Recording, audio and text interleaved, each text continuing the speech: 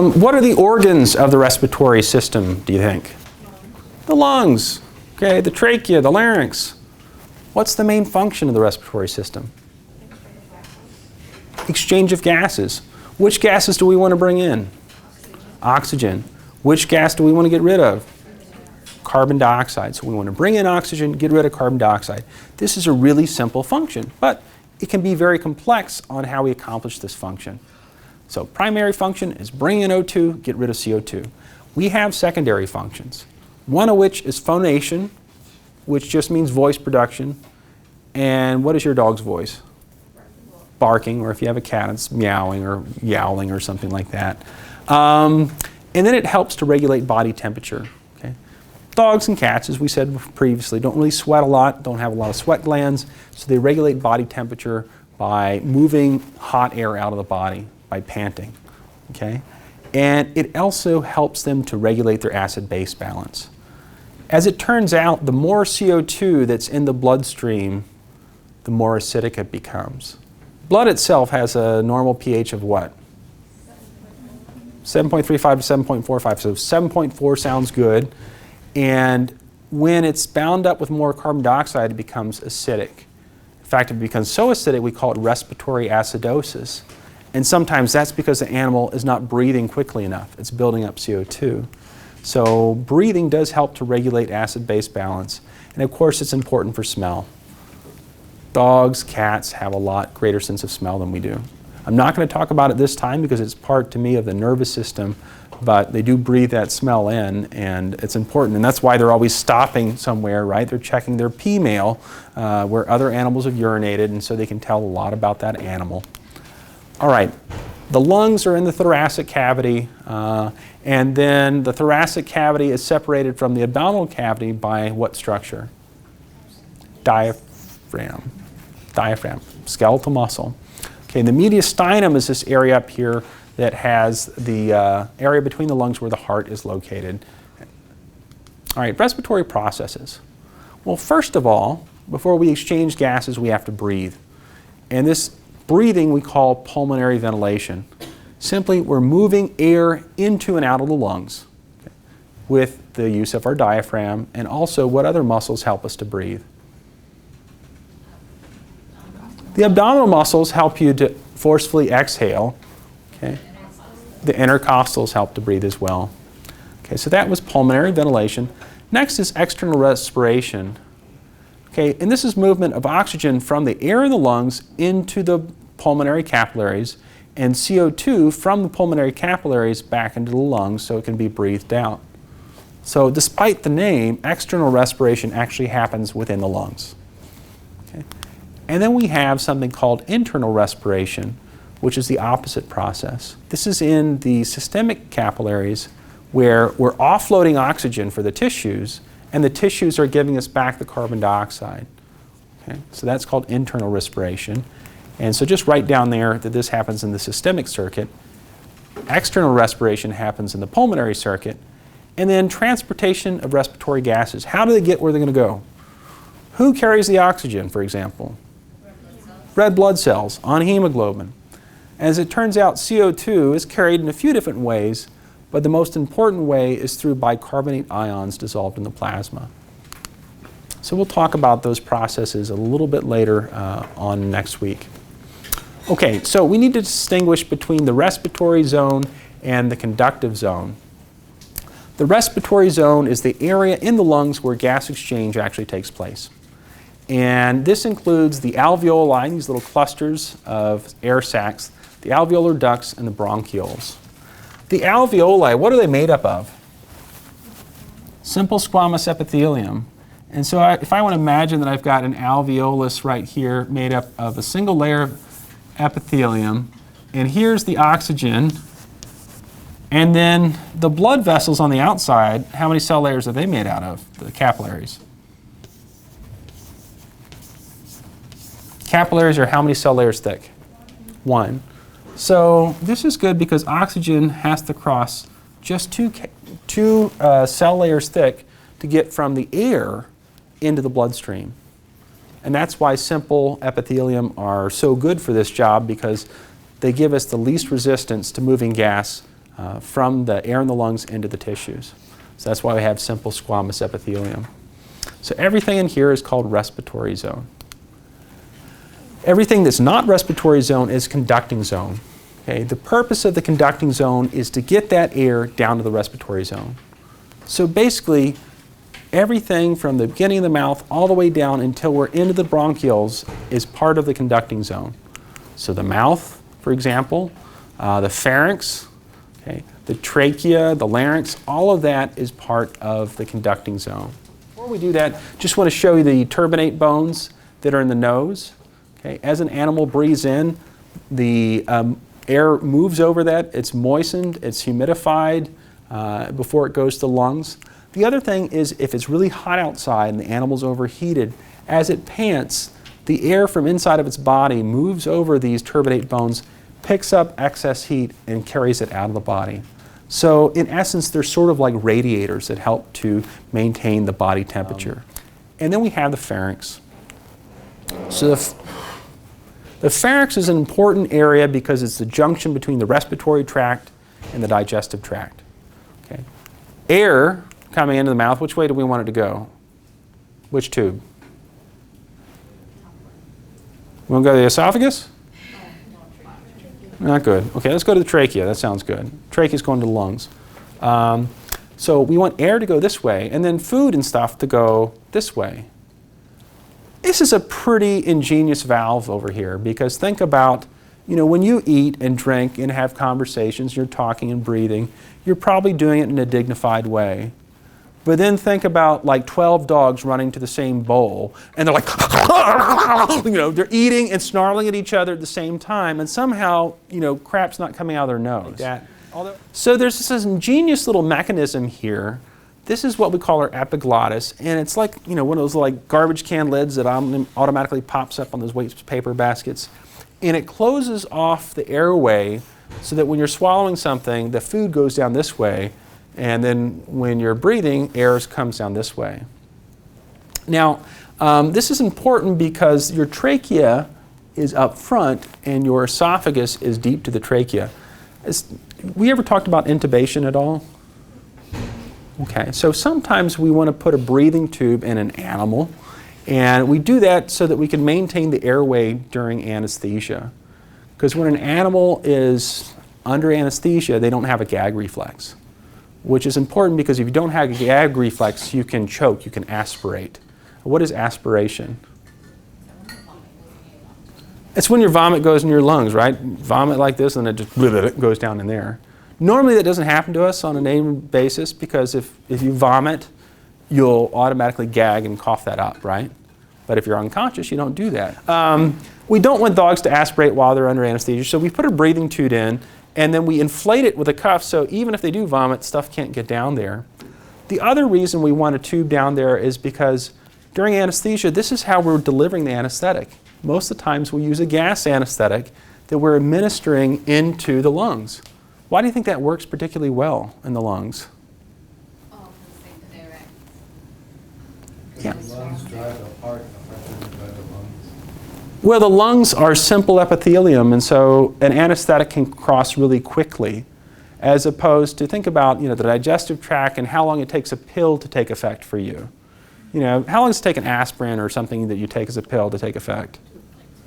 20 minutes, right? We don't want to be like, okay, 20 minutes from now. We do that with cats. We'll give them injections and dogs, and sometimes we'll give them a pill. But when you do gas anesthesia, once that animal has been sedated and induced, you can adjust that level of anesthetic on the fly. You can watch that animal's responses and adjust it in real time. So that's why gas anesthesia is so great.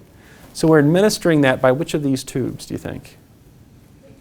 Trachea. This one. Don't make the mistake that I did, right? The first time I was we were filming it too, and I was, trying to show, I was like, I have successfully intubated the dog, and I stuck it in there, and, he's hooked up the anesthetic machine, and then he starts to wake up because the anesthetic is starting to go all the way down to the stomach, and I'm sure it doesn't feel that good.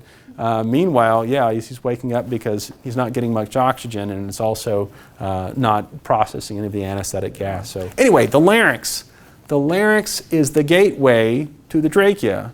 it's going to decide what comes in and what does not. It's a very ingenious valve up here made up of the epiglottis. The larynx itself is suspended by the hyoid bone.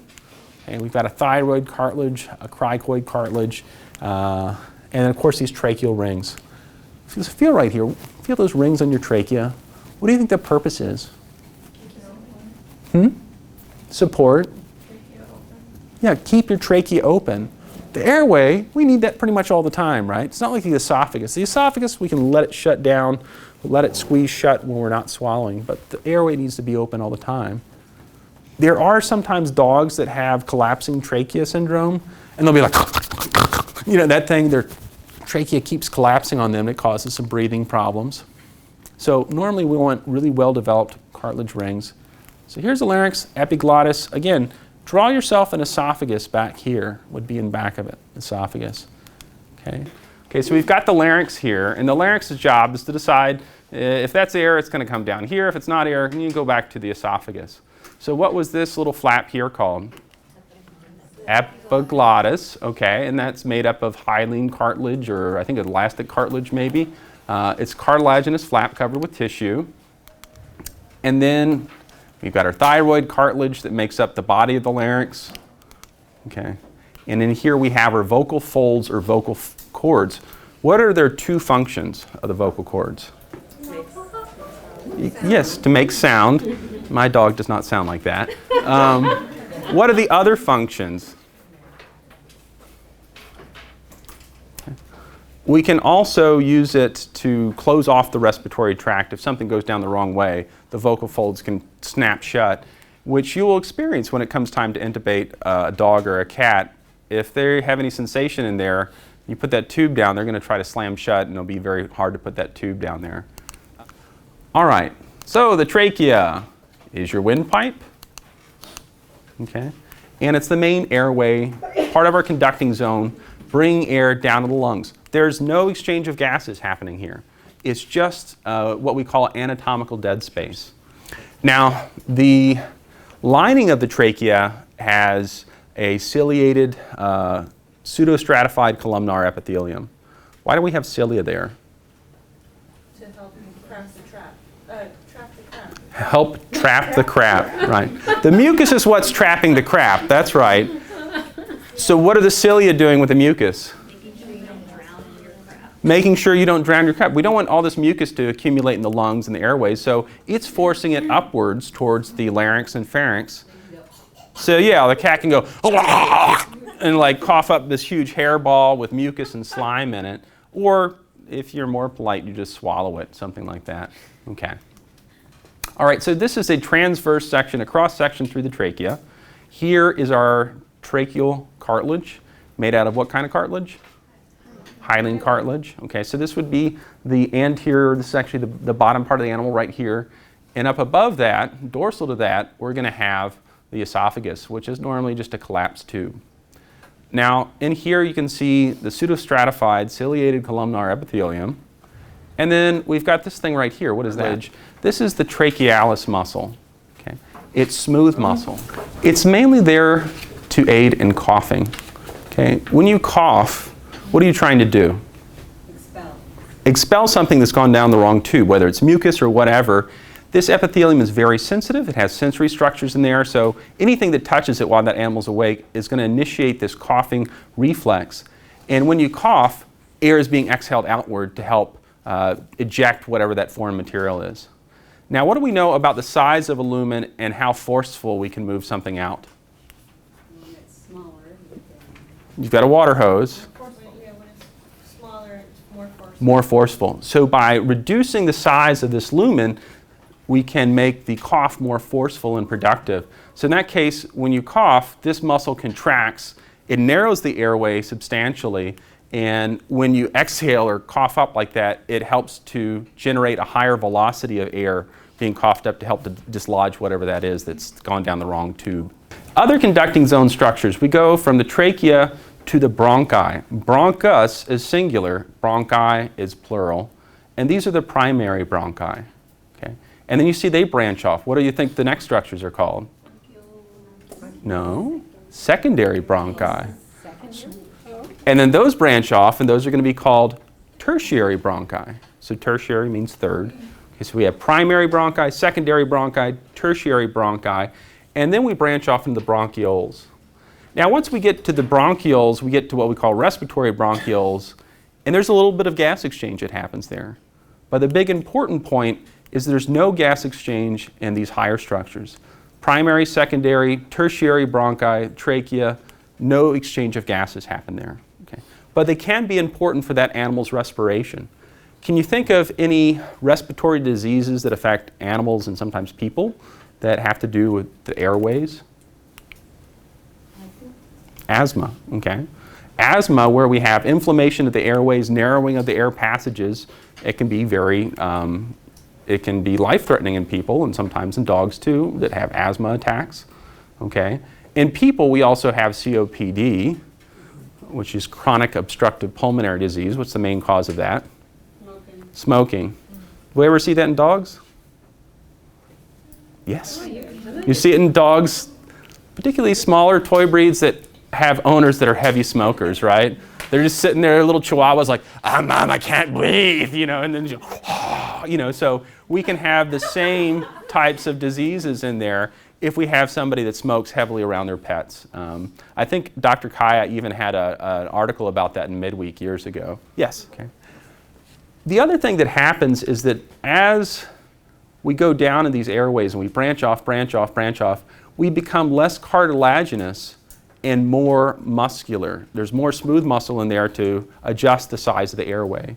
And for asthma sufferers, that can sometimes work against us when the airway constricts when it's not supposed to. Okay? All right, so inspiration, we're talking here about pulmonary ventilation, which is just a fancy word to say we're ventilating the lungs. We're breathing, okay? And breathing has two parts, right? Inspiration and expiration. It's not just a furniture company. Okay, so inhalation or inspiration is a process of drawing air into the lungs, okay? And it results because of some pressure changes in the abdominal cavity. Write this down. The lungs themselves do not expand or contract on their own. They're just a big passive bag of epithelial tissue and blood vessels. They have no ability to inflate or deflate on their own. Okay? They're like a balloon. So what is the primary muscle responsible for inspiration? The diaphragm. What kind of muscle is the diaphragm? Skeletal muscle. That's good. People think involuntary, but remember, breathing is sometimes a voluntary process. We can hold our breath or something like that. But it's also somewhat automatic. So it is skeletal muscle, and that's what is responsible for ventilating the lungs. And let's look at how that happens. So you've got a human here, forgive me. So during inspiration, the diaphragm is going to bow downwards. This is the starting point. It's sort of convex into the thoracic cavity, and when we want to breathe in, the diaphragm flattens out like this. What does that do to the total volume of this cavity? Increases the volume. Now there's this relationship between pressure and volume. I want you to imagine that we have a balloon. It's full of air. Okay? When we squeeze on that balloon, what do we do to its volume? We reduce the volume. What does that do to the pressure? Increase it. If you could imagine pulling off the sides of that balloon and expanding the volume, what's going to happen to the pressure? Decrease. We basically create a vacuum inside the thoracic cavity because we've increased its volume, and so we create a vacuum. As a result, nature abhors a vacuum, and so air is going to go rushing in to the trachea, the bronchi, and so forth, and inflate the lungs. And it's all contingent on having a complete airtight cavity in here. What would happen if you had an animal that, say, had a puncture wound, it's been shot by a pellet gun or something right here that's pierced the thoracic cavity? Right, so when the diaphragm bows downwards to inflate the lungs, some air is going to come from this side, okay, and the lungs aren't going to inflate fully or at all. And so we can have a collapsed lung, and that's a very dangerous situation, particularly, people and animals. And people, how do we treat that? We put in a chest tube, yeah. We try to draw out any fluid or any extra air and make this airtight again, so that this bowing of the diaphragm will work and bring air into our thorax. So big picture is when the diaphragm bows downwards, we go from 760, this is atmospheric pressure, and we create a little bit of negative pressure. We go down to 758, and as a result, air from the outside rushes in. So this is inspiration. Okay. Expiration is the process of moving air out of the lungs, okay? And we have the reverse process going on. Instead of having a larger cavity, we go back to having a smaller cavity. What does that do to the pressure in this chest cavity? Increases it. We've reduced the volume, we increase the pressure, and that helps to expel the air. Now, a lot of times, expiration is a passive process. The diaphragm simply stops contracting, and it goes back to its original shape. But sometimes we have forced expiration. Yeah. So there, we can't just use our diaphragm, we use other muscles as well. The intercostal muscles, we also use the abdominal muscles to generate that pressure to help forcefully exhale. Think about people that are playing wind instruments in an orchestra or something like that. Okay, lung volumes. With dogs and cats, we're not measuring their lung volume too much, but we need to know a little bit about what makes up the different lung volumes. In a person, this is what we would use to measure lung volumes, and we have to have people blow into it as hard as they can to see what their total lung capacity is, or their vital capacity, but it's also broken down into these smaller volumes. So, breathing right now, what proportion of your lung volume are you using? Using all of it? No. You're like, okay, that would be unusual, okay? So you're breathing a little bit of your lung volume, just using a little bit. We call this tidal volume, okay? And your tidal volume depends in people on your gender, the size. Taller people have a little bit larger tidal volumes, but it tends to be only a small fraction of the total vital capacity. Now, what you can go over beyond that in inspiration is called inspiratory reserve, and what you can exhale beyond that is called expiratory reserve. And then what's left over is residual volume. So now all of these volumes added together are called the vital capacity. Okay? And vital capacity of an animal is a function of its size. Large animals have really large vital capacities. Small animals have really small vital capacities. But the tidal volume is the one we want to really be aware of, because when we're doing anesthesia, we need to know the approximate lung volume so we can bag that patient and give them a proper amount of ventilations while we're doing surgery. The other thing is something called minute respiratory volume. How many times do you think you breathe in a minute? 7. 70? 70? Think your heart rate is like 70. Is it like doom, doom, doom, doom? Are you breathing that fast? You're like Sigourney Weaver in that Ghostbusters movie. Okay. More than we're talking about 15 to 20 times per minute. And if we know your tidal volume, let's say it's 300 mils, okay, what would your minute respiratory volume be? It's your tidal volume multiplied by breaths per minute. So 300 mils times 15 breaths per minute. 4,500. That sounds about right. Yeah, so 4.5 liters is what you're breathing in a minute. So you need to know that too, because that'll help you set how much oxygen you're giving that animal at what rate by knowing its minute respiratory volume. Now let's go back down to the respiratory zone.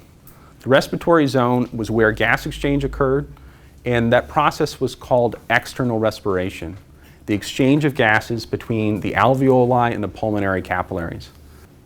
Okay, the respiratory membrane, we have 3 types of cells. One we've already talked about is our simple squamous epithelium. Here's an alveolus. What do you think this structure is right here? Those are blood cells in there. It's a blood vessel. So these are your pulmonary capillaries, right? Because oxygen gets into your alveoli, it crosses the alveolar wall, and then it has one more wall to go across, the wall of the pulmonary capillaries. Then it's home free. It's in the bloodstream. Okay. Our type 2 cells are cuboidal cells in here that secrete surfactant. Let's call it. Surfactants here are found in soaps, and one of the things they do is release or reduce surface tension. Now, surface tension affects things that are moist, and imagine you've got 2 moist pieces of paper and you're drawing them closer and closer together. What do they want to do?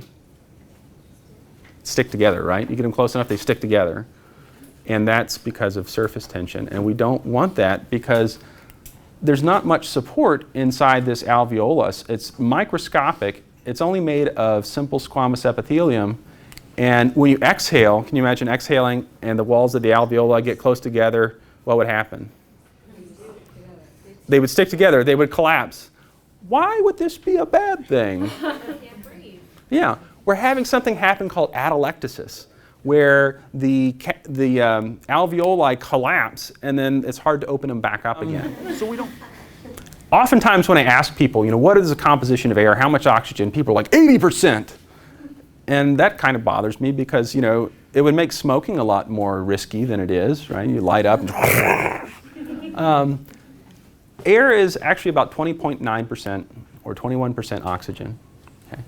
The remainder of air is primarily nitrogen, okay, around 79%, and just a little bit of carbon dioxide in normal good old air, 0.04%. Okay? So there's plenty of oxygen in air for us to breathe and for animals to breathe. Depending on the person or the animal, it can survive down to 16% without much trouble.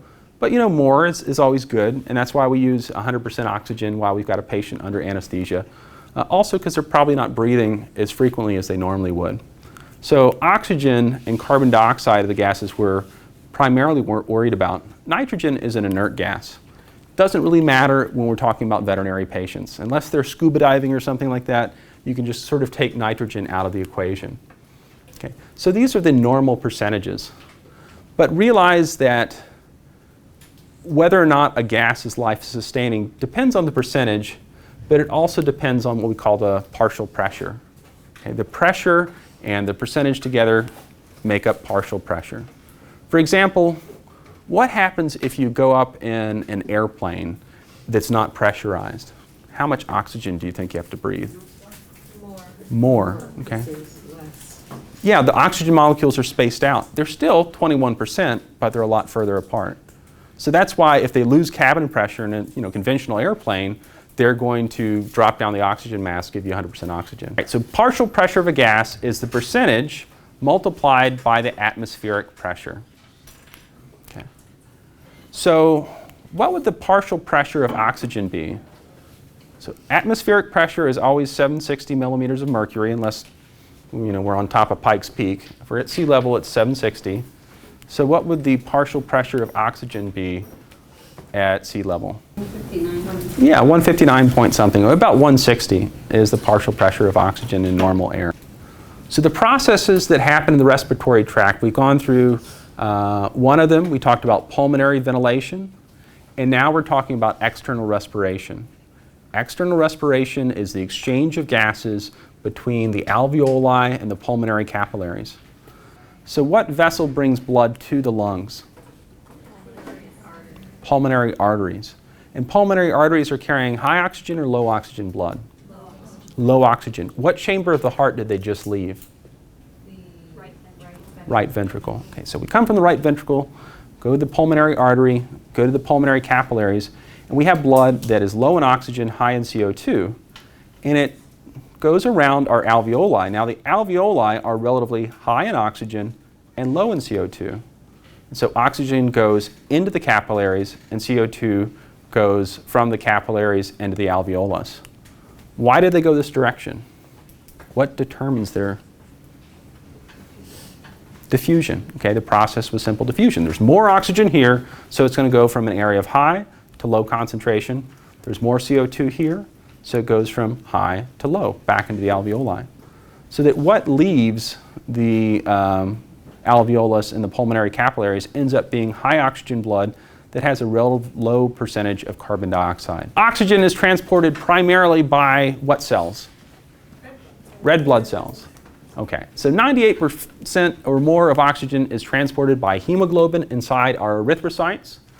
There is a little bit, around 1.5% of it, transported by our plasma, but the majority of it is our red blood cells. So hemoglobin binds with oxygen to make oxyhemoglobin. And remember that each hemoglobin molecule has 4 iron atoms that can hold up to 4 oxygen molecules, so we can get up to 100% saturation. Okay, so uptake of oxygen by hemoglobin is affected by 3 factors. It's not just diffusion. Hemoglobin is a smart molecule because in the lungs it grabs a hold of oxygen. But what does it need to do in the tissues? It needs to let go. And diffusion plays a role in that too, but there's more than diffusion. It's a smart molecule. So when the partial pressure of oxygen, that's what PO2 means, when the partial pressure of oxygen is high, hemoglobin's greedy. It says, give me all the oxygen. Okay? And where is the partial pressure of oxygen the highest, do you think? In the body. In the alveoli, in the lungs. So that's where hemoglobin goes, give it, it's mine, I'm not letting it go. Okay? But when it gets to the tissues, what would you say the partial pressure of oxygen would be in the tissues? It's lower because the tissues have been actively using that oxygen up, right? And so when it gets to the tissues, hemoglobin becomes a lot giving. Oh, you need oxygen? Take some oxygen. Have some oxygen. Great. Okay. It also depends on the partial pressure of carbon dioxide. When the partial pressure of CO2 is high, hemoglobin becomes much more giving with oxygen. Oh, your CO2 is high? Here, have some oxygen. And that's important because the concentration of oxygen and carbon dioxide are usually inversely related. If oxygen is high, usually CO2 is low. And if CO2 is high, oxygen is usually low. So they kind of go hand in hand. The other thing that affects it is our good old hydrogen ions, our acidity. So when we're in an acidic environment, hemoglobin becomes very giving. And when we're in a more alkaline environment, it's more greedy. Okay, carbon dioxide is not transported primarily by hemoglobin. There is some, about 20%, and another 10% or so is transported, dissolved in the blood plasma. The majority of it is transported by carbonate. And so CO2 combines with water to make carbonic acid, which dissociates into hydrogen ions and bicarbonate ions. So follow the C. The C combines here, here it's in carbonic acid, and here it's in bicarbonate. Bicarbonate is carrying the C, the carbon dioxide. Now, you drink carbonated beverages, right? Okay. Coca-Cola has carbonic acid in it. So anytime CO2 binds with water, it forms carbonic acid, which is converted into bicarbonate plus acid. What does this do to the pH of the blood? The more hydrogen. Okay. The more hydrogen ions we add to the blood, what does this do? More acidic. Okay. What's a normal pH for the body? 7.4, 7.35 to 7.45. So as we bring in more CO2, when we accumulate more CO2, what happens to that pH number? Does it go up or down? It goes down. So if we accumulate a lot of CO2, we become more and more acidic. We can actually go into something called acidosis. Okay? Acidosis can be caused by a variety of factors, but here it would be called respiratory acidosis. We've got too much CO2 in the blood. And so with respiratory acidosis, usually means we're not ventilating the lungs frequently enough. Okay, effects of CO2 on the body. Okay, CO2 lowers pH, which we just talked about, because more hydrogen ions is created. So if we have slower than normal breathing or shallower than normal breathing, we're going to get high CO2. Okay? Whereas if we have faster or deeper breathing, we're going to purge CO2 and increase our pH. So breathing rate affects our CO2, which affects our pH. Now, the state of having too much carbon dioxide is called what? Hypercapnia. Hypercapnia. It's written on another slide here in a minute. Hypercapnia is having too much carbon dioxide. And that's a bad thing because it indicates that we're not ventilating the lungs enough. And so we need to do something about it. Okay, this is just a thing that shows what effect pH of the blood has on oxygen saturation. Okay. So where is our normal pH? It's right here in the middle, 7.4. Now, when the pH drops, when we go into acidosis, 7.2, hemoglobin loses some of its affinity for oxygen. Because an area that is high in CO2 is probably also low in oxygen. So it's just hemoglobin's way to adjust and say, wow, this is an acidic area of the body. You have high CO2, probably need more oxygen. Take some more oxygen. Okay. So the processes we've had so far were pulmonary ventilation. Pulmonary ventilation is just breathing. So write this down. Step 1 was pulmonary ventilation, breathing. Okay. Step 2 was external respiration, which is what you were saying, exchange of gases between the alveoli and the pulmonary capillaries. And now we're at step 3. Step 3 is internal respiration. Internal respiration is the exchange of gases between the systemic capillaries and the tissues. Okay. So these are the tissues down here at the bottom of the screen. These are just systemic capillaries. So first of all, what blood vessel is carrying blood to the systemic capillaries? Artery. Okay. Which artery? Aorta. So the aorta travels out of the left ventricle, branches off into smaller arteries, then arterioles, and then capillaries. So here we are at the systemic capillaries. So this way, okay. Blood coming in is high in oxygen, low in CO2. In the tissues, we're high in CO2 and low in oxygen.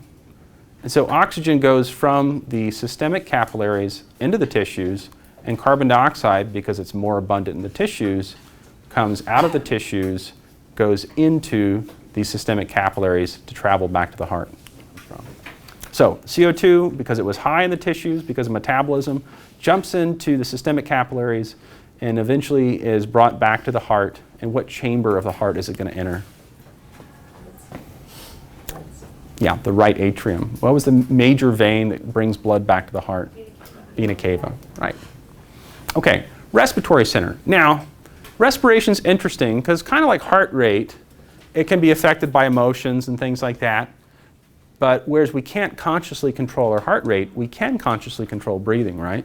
If you think about a little kid that holds his breath, or just holding your breath during a suspenseful part of the movie. Opera singers holding your breath, okay? Or, we can modify the breathing reflex, but otherwise it's sort of on automatic pilot.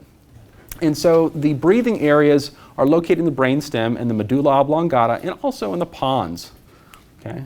So these are the brain centers that control respiration. They're very basic areas of the brains that are in charge of life support. There's no conscious thought happening down the brainstem. It's a very automatic area of the body. Okay? Although we can send nerve impulses from the cerebral cortex and say, hold your breath. The dog can do this too. Okay? When it's trying to bark and stuff like that, it's voluntarily controlling its breathing to help generate a volume or a tone of bark. Okay. In addition to having this neural control of respiration, we also have some mechanical control, and that we don't want to inadvertently overinflate your own lungs, right? So as you take a deep breath in, take a deep breath, you feel that pain in your chest? Okay. There's some receptors there in the lungs that say, okay, that's enough. And they tell the brain, stop breathing, stop inhaling. Okay, so it stops muscle contractions once we get an optimal lung volume, and then we exhale again. So it's just a safety factor that allows the body to adjust and know about how much it's breathing. So the brain has this sort of neural control, but what feedback is it using? Okay, if you're the brain and you're trying to control how often and how deep we breathe, what kinds of things do you want to pay attention to? You're the brain. Your job is to say how often we breathe. So what do you want to know to determine that rate? CO2, oxygen, pH. CO2, oxygen, pH. Take away oxygen. Oxygen does affect your breathing rate, but not as much as CO2 and pH. I could put you in a room and just cut off the oxygen flow. As long as I'm taking down the CO2, it would take a long time for your breathing rate to increase as a result of low oxygen. But if I just up the CO2 a little bit, man, your breathing rate's going to double. It's going to triple. You're going to breathe deeper and harder. So CO2 and pH are the main factors that determine the breathing rate. Okay, so we already said that hypercapnia was having too much CO2. And hypercapnia does what to blood pH? It decreases blood pH.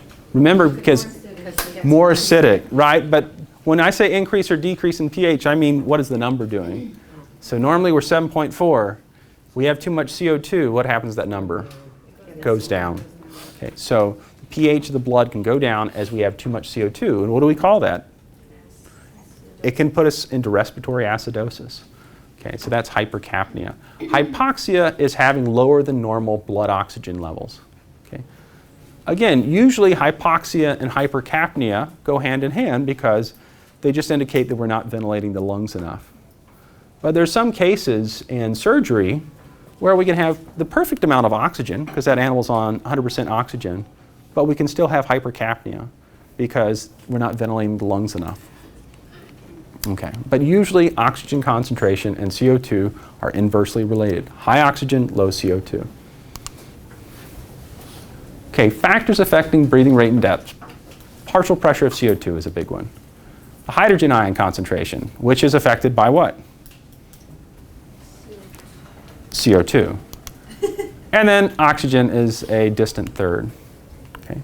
So think about times when you breathe quickly besides exercising. You ever like hid in a closet when you were a kid? Like hide and go seek and like, oh, or you put your head in a bag if you're one of those stupid kids, they have to put the labels on. Yeah.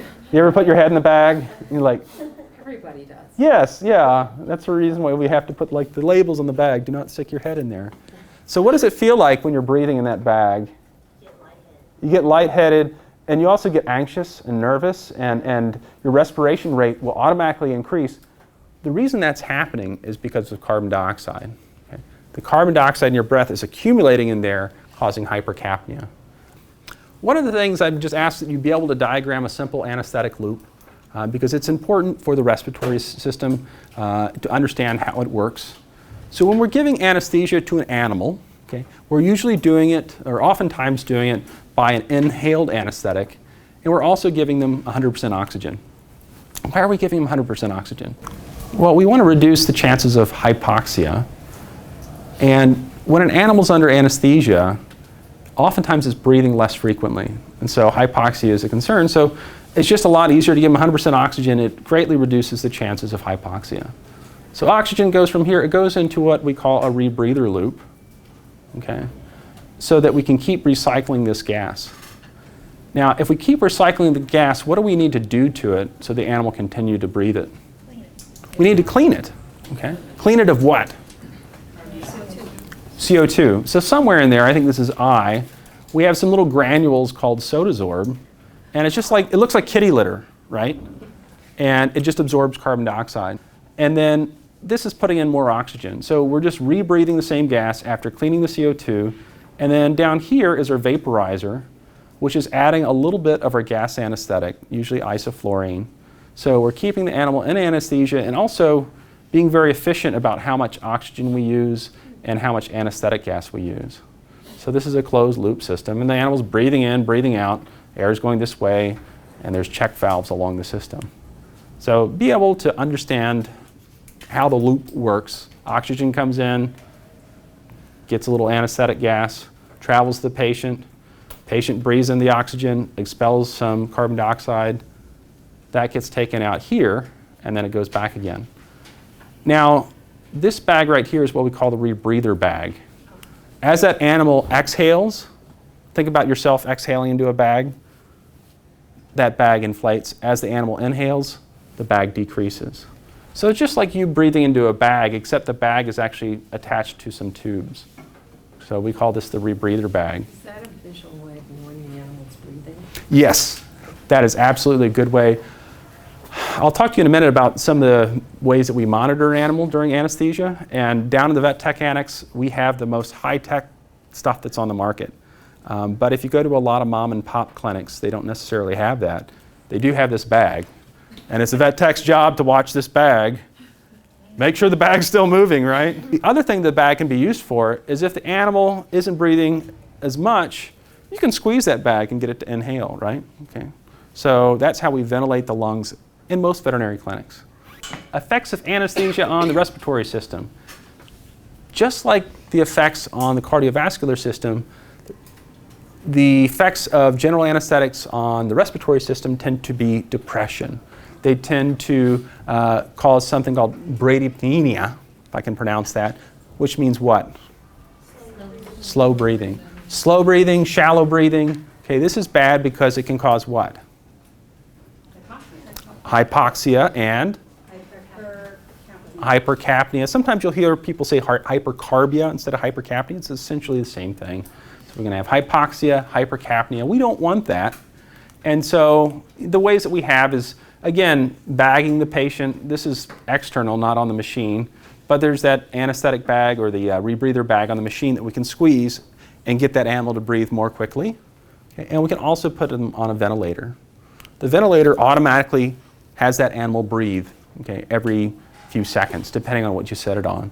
And you have to know that animal's tidal volume and so forth, and so that you're giving it the proper quantity of air, not underinflating or overinflating the lungs. So we want to make sure that that animal is breathing enough, even though the anesthetic is kind of depressing the breathing rate. So because the respiratory system is depressed during anesthesia, these are the things we monitor. Most clinics will monitor the oxygen content using a pulse oximeter. Have you ever put your finger into that little sensor at the doctor's office? And hopefully the number that comes out is what? 98, 100%, somewhere around there. Okay, there's a little bit of play in the numbers, but ideally if you're a nice healthy human being or a nice healthy dog, we should have our pulse ox in the high 90s. Okay. And so that's our pulse oximeter. Now, because dogs don't have nice little fingertips to put it on, we're going to put it where? On the tongue. So we have this little clip that goes onto the tongue. That's our pulse oximeter. And basically, it's looking at the color of the blood because that tells us the oxygen concentration. Okay. And that's good to know. So we 98%, oh, good. Okay. Now, some clinics also have something called a capnograph. The capnograph is monitoring CO2 in the exhaled air. You can't see it in here, but if we had a capnograph, it would be attached in between the endotracheal tube and in between the rebreather loop. Okay, and so we're getting this, I don't know if this is the capnograph down here, but we can see the respirations, which is good on the screen, and we can see how high they get on the, the partial pressure of CO2. And if it gets too high, hypercapnia, it indicates, oh, we probably want to ventilate that animal a little bit more.